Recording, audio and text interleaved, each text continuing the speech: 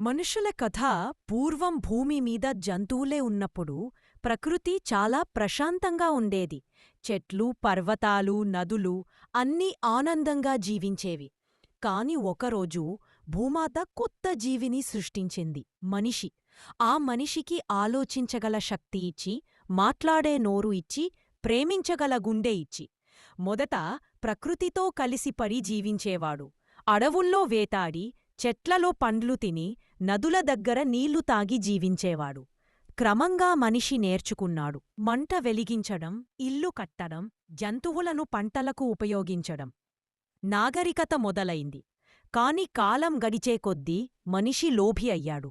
ప్రకృతిని నాశనం చేయడం మొదలుపెట్టాడు. అడవులు నరికాడు, నదులను కలుషితం చేశాడు. భూమి ఏనవడం మొదలుపెట్టింది. అప్పుడు కొన్ని మనుషులు జాగృతమయ్యారు. వారు చెట్లు నాటారు, నదులను శుభ్రం చేశారు, పర్యావరణాన్ని కాపాడే ప్రయత్నం చేశారు.